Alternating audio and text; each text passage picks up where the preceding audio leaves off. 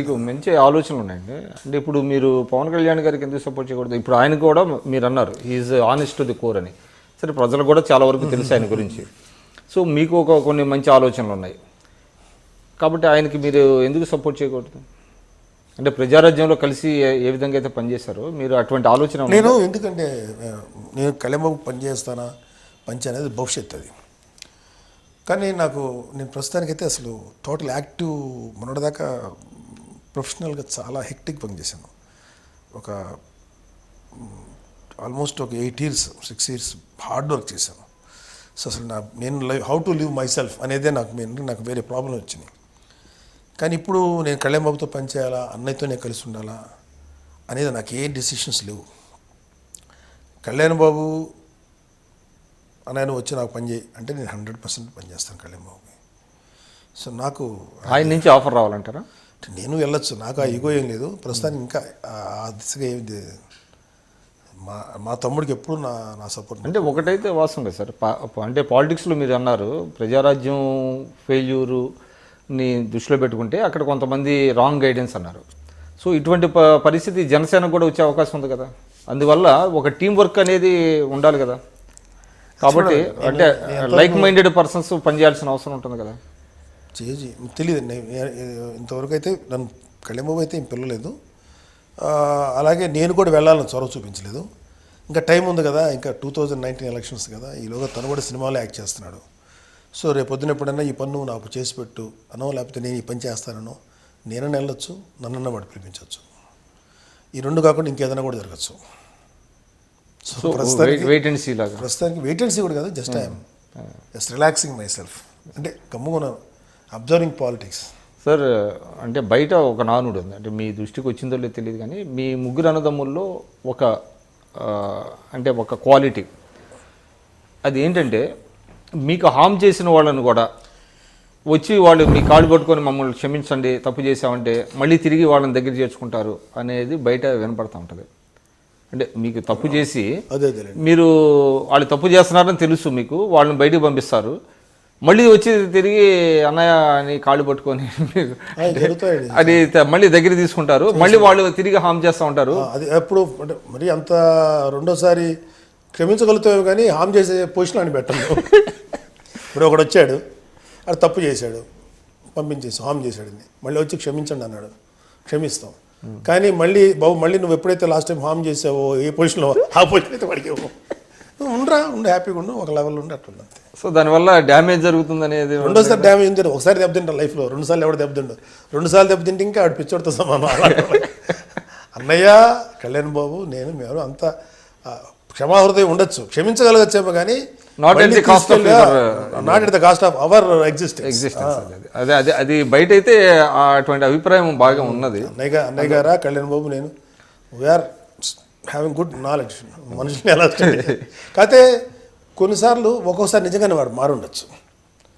So వాడు is good, మారకపోతే మనం ఏం చేయలేము. సార్ ఇప్పుడు ఒకటైతే వస్తుంది సార్, కళ్యాణ్ బాబుకి విపరీతమైనటువంటి ఫాలోయింగ్ ఉంది సినిమాల్లో.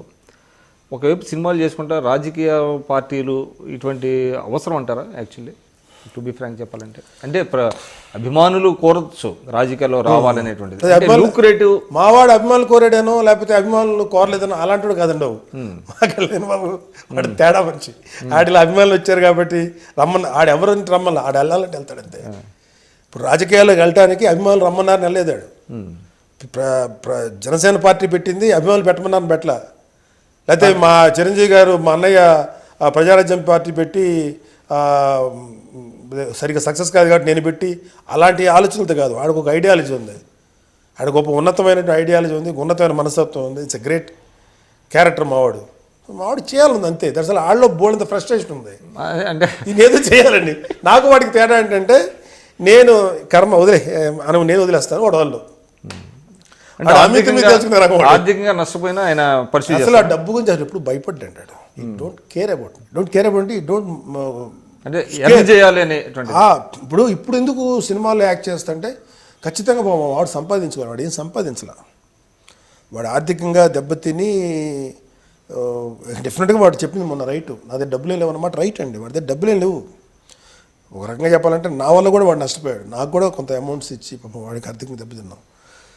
సో మావాడు ఇప్పుడు డబ్బు సంపాదించుకోవాలి, మావాడు ఒక 4-5 సినిమాలు చేసి వాడు ముందు వాడు బతకాలి, ఆ తర్వాత రాజకీయాల్లో కూడా రావాలి. రెండు మేనేజ్ చేస్తున్నాడు.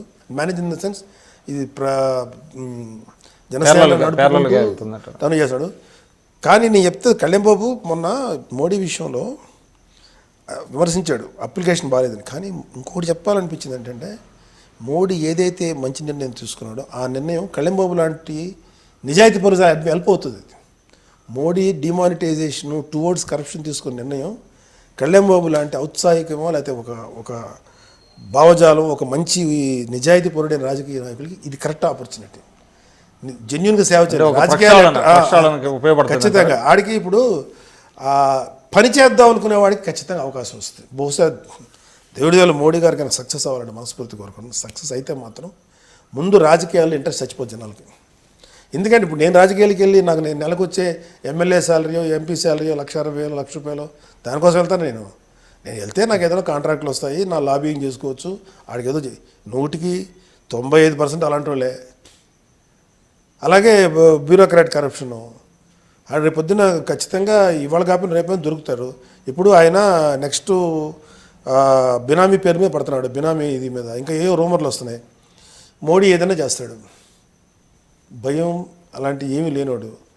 నాకు ఆ బినామీలో పెడితే ఉంటుందండి. నాకు బినామీలు అంటారు అంటే బినామీ ప్రాపర్టీస్ చాలా ఓకే.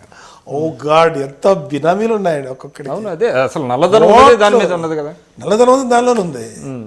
కరెన్సీలో నల్లధనం తక్కువ, 5% 6% ఉంది సార్. అంటే ఇది నాకు ఎవరి మీద ద్వేషంతోనో దీంతో మాడతలేదు, కానీ రాజకీయ నాయకులు వాళ్ళ బినామీల మీద ఎన్ని వేల కోట్ల ఆస్తి సార్, ఎన్ని వేల కోట్లు అండి. ఈ పొలిటికల్ అండ్ ఈ బ్యూరోక్రాట్స్, ఈ బిగ్ బిజినెస్ పీపుల్, వీళ్ళ పిల్లల యొక్క లైఫ్ స్టైల్ అండి. వాళ్ళకి ఎక్కడితే డబ్బు అంటే నిజాయితీగా సంపాదించుకుని హానెస్ట్గా సంపాదించుకున్న డబ్బుని ఖర్చు పెట్టాలని చాలామంది బాధగా ఉంటుంది. ఆ డబ్బుతో ఎవడన్నా ఎంత ఖర్చు పెట్టుకోలేదు, మనకు అనవసరం. బట్ మొన్న ఎవడో ఒక పొలిటీషియన్ ఈ డిమానిటైజేషన్ ఎఫెక్ట్ అయిన తర్వాత ఒకళ్ళు చూస్తుండగానే తలలో చెమటలు కారుతున్నాయంటండి. ఈ న్యూస్ చూస్తుంటే ఒక్కరోడు బ్రదర్ ఇంటికి వెళ్దాం అని చెప్పేసి, అదే ఎక్కడో కథలా అయినా నేను ఇంటికి వెళ్ళి అర్జెంటుగా బాటిల్లో మందు ఇచ్చిన తర్వాత టెన్షన్ పడతా, చూడు ఒకసారి అని చెప్పి కట్టలు అలా పేర్చున్నాయండి 30 కోట్లు. అది ఒక చిన్న అమ్మాయి ఏమంటుంది. అలాంటి వాళ్ళు ఎంతమంది ఉన్నారండి మన దేశంలో. సో ఇది నిజంగా జరిగిందంటారా? మీరు బోల్డెన్ ఇన్సిడెంట్ ఇలాంటి చాలా జరిగింది. బోల్డెన్ ఇన్సిడెంట్ ఓవర్ నైట్ ఏం చేయలేడు, అది పెట్టుకొని ఏం చేయాలి అర్థం కాదు. అందుకని నెక్స్ట్ డే నుంచి జనాలు క్యూలో పంపించి 2 లక్షలు, 1,50,000, 10,000 దొరికిన కాడికి మార్చుకోవడం. ఈ మధ్యలో బ్రోకర్స్, మనకు బ్రోకర్ దళారీ వ్యవస్థ అద్భుతం అండి ఇండియాలో, అదే ఎక్కువ ఉన్నారు. ఆడేమో 30% తీసుకొని ఇచ్చేసి ఆ డబ్బుని మళ్ళీ వీడికి ఇచ్చి ఇది 10% ఇచ్చి 20% కాదు. ఈ బ్యాంకులో హవాలా గురించి చెప్పక్కర్లేదులేండి. అది హవాలా అనేది అసలు ప్యారలల్ బ్యాంకింగ్ కదా అది. సో బాగా కొట్టాడు సార్ దెబ్బ. సో అంటే మీ గట్ ఫీలింగ్ ఏంటంటే ఎంతో కొంత మేలు జరుగుతుంది అనేటువంటి. ఎంతో కొంత కాదండి, బ్రహ్మాండ మేలు జరుగుతుంది. విక్రమ్ గారు మీకు తెలియదండి, మీరు యాజ్ ఎ జర్నలిస్ట్గా మీరు మాట్లాడండి, మర్చిపోండి. మీరు ఒక రాజకీయ మీ బ్రెయిన్లో ఒక సిద్ధాంతాలు లేకపోతే ఒక రాజకీయమైన పరిజ్ఞానం ఎన్ని కాకుండా ఒక మామూలు మనిషిగా మోడీ చేసింది జెన్యున్గా రిజల్ట్ ఇవ్వదని మీరు అనగలరండి. మర్చిపోండి, మీ అనాలిసిస్ బ్రెయిన్ అంతా పక్కన పెట్టేసారు సార్. ఒక కామన్ మ్యాన్గా ఆలోచించండి. ఒకడు ఒక నిర్ణయం తీసుకున్నాడు, ఓకే ఒక మోడీకి కొంతమందికి అడ్వాంటేజ్ చేసి ఉండొచ్చు, ఎవడో ఒకరికి అడ్వాంటేజ్ చేయకుండా ఆయన పిఎం ఎలా అవుతాడు? ఖచ్చితంగా ఎవరో ఒకరికి అడ్వాంటేజ్ తీరాలి. మంచితనం కూడా ఇక్కడి నుంచి రావాలని చెప్తున్నా కదా. సో వచ్చిన తర్వాత ఆయన ఖచ్చితంగా మంచి చేస్తాడు దేశానికి. నేను అనుకోవటం బహుశా మన రాష్ట్రంలో అంటే మీ అంత వసిఫోరియస్గా అంటే ఒక మోడీ గారికి అయ్యో మీరు అంటే ఇది ఏంటంటే మోడీకి భజన చేశాడు అన్నాడు ఎవడు. మోడీకి భజన చేస్తే నాకేం వస్తుందా ఇప్పుడు? ఇంకో 2 అంటే ప్రచారం అంటే కామన్ మ్యాన్కి అంటే దేశానికి మేలు జరుగుతుంది అనేటువంటి ప్రచారం. నేను ఇప్పుడు చెప్పాలి సార్, నేను ఒకటే అడుగుతా సార్. ఐఎమ్ రిక్వెస్టింగ్ మీడియాని నేను ఒక విన్నపం, నాట్ ఐఎమ్ క్రిటిసైజింగ్. మీడియా క్యూలో ఎంతమంది నిలబడి చచ్చిపోతున్నారు, దేశంలో ప్రజలు ఎన్ని ఇబ్బందులు పడిపోతున్నారు, అన్ని చోట్ల ఉన్నారు ఇబ్బందులు పడదు. దేశం ఆంధ్రాలోనే కాదు, ఇండియా అంతా ఉంది. ఇది భవిష్యత్తులో ఎంత ఉపయోగపడుతుంది, అని దాని మీద స్టడీ చేసి దాని మీద ప్రజలు ఎడ్యుకేట్ చేయొచ్చు కదండి. ఎంతమంది అలా చేస్తారు? ఏదో 1-2 చోట్ల అన్ని చేస్తున్నట్టుగా అటు తక్కువగా ఉంది సార్. ఈ న్యూస్లో సఫరర్స్ చూపిస్తారు తప్ప ఒరే బాబు దేశానికి ఇంత అడ్వాంటేజ్ జరుగుద్దురా అని డీటెయిల్ చెప్పి మొన్న ఒక్కరోజు ఈటీవీలో చూశాను. కాశ్మీర్ అల్లలు తగ్గినాయి అని. ఇంకొంచెం దాన్ని పెంచమంటున్నా నేనే మోడీకి సపోర్ట్ చేస్తూ లేకపోతే బీజేపీకి ఫ్యాన్గా ఉండమంటలా, లేదా బీజేపీకి జెండా పెట్టుకోమంటలా. ఒక వ్యక్తి మంచి పని చేస్తున్నప్పుడు ఆ మంచి పని వల్ల నిజంగా అడ్వాంటేజ్ చెప్పండి. అది ఎవరు చెప్పట్లా. ప్లస్ నేను మాట్లాడే మాటలు మోడీ వినాలను బీజేపీ వినాలను కాదు, నాకు మనసులో నుంచి ఒక నిజాయితీగారైన వ్యక్తి వచ్చాడు, అతనికి సపోర్ట్ చేయాలి. This is my. సో అది మీకు ఇంకా నేను సపోర్ట్ చేసినా నాకు ఇంకా రేపు పొద్దున ఏయో ట్యాక్స్లు పడి నేను కట్టాలి ట్యాక్స్లు. ఇంకో 2 ట్యాక్స్ ఎక్స్ట్రా పడచ్చేమో తప్ప నాకైతే తప్పించలేదు. Still I respect, still I support. అంటే మీరు ఒక భిన్నమైనటువంటి ఆలోచన ధోరణి మీది ఉందండి. సార్ ఇది భిన్నంగా సార్ నేను చెప్పే ఆలోచన. ఇప్పుడు నేను ఆల్రెడీ ఏదైతే మోడీని సపోర్ట్ చేస్తున్నానో 100% 80% ఇన్ ఇండియా సపోర్టింగ్ ఏం. నేను ఒక్కడే ఉండి సార్. ఆఫ్టర్ ఆల్ నాలాగా సపోర్ట్ చేసేవాళ్ళు 80% ఉన్నారు. 20% భిన్నంగా ఆలోచిస్తున్నారు. మోడీని విమర్శించేవాళ్ళు, మోడీ యొక్క తీసుకున్న నిర్ణయాన్ని 20% ఉన్నారు. వాళ్ళే భిన్నంగా ఆలోచిస్తారు. మేము భిన్నంగా ఆలోచించట్లా, అందరితో పాటు కామన్గా ఆలోచిస్తున్నాం. బ్లెస్సింగ్ ఇన్ డిస్గైజ్ లాగా వరుణ్ తేజ్ ఇంత మంచి పేరు తెచ్చుకోవడం ఇతనే షార్ట్ టైము మీకు చాలా పెద్ద ప్లస్ అనుకుంటా. నాకు వ్యక్తిగత ప్లస్ అంటే because as a father I like it. But వాడి లైఫ్ని వాడు చాలా చక్కగా తీర్చిదిద్దుకున్నాడు. వాడు బాగా కష్టపడతాడండి. ఇట్స్ వెరీ సీరియస్ యాక్టర్ వాడు. అంటే నేను అనుకోవటం ఆయనకి మాస్ ఫాలోయింగ్ కూడా ఉండే అవకాశం ఉన్నప్పటికీ కొన్ని మంచి రోల్స్ చూస్ చేసుకోవడంలో మీ ప్రమేయం ఏమైనా ఉందా? వాడు ఫస్ట్ డెసిషన్ వాడిదేనండి.